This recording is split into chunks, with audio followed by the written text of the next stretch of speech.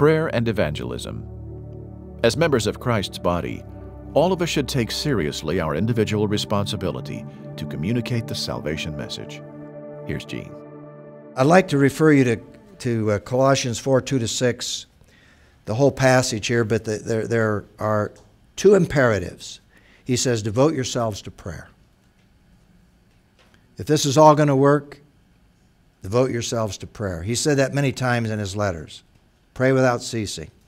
Stay alert in it with thanksgiving. At the same time, pray for me.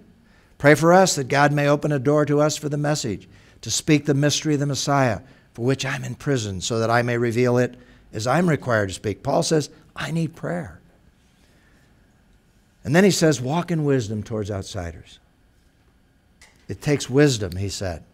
Making the most of the time. Your speech should always be gracious, seasoned with salt, so that you may know how you should answer each person. Peter spoke to that issue when he wrote, but set apart the Messiah as Lord in your hearts.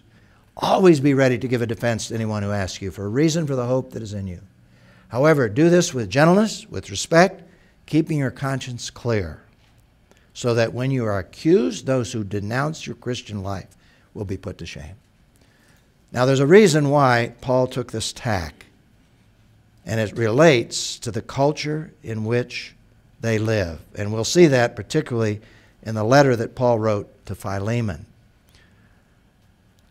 Question: how does this principle relate in a special way to our prayer support for missionaries as well as our witness for Christ where we live? Well, first of all, those who are in ministry need our prayers.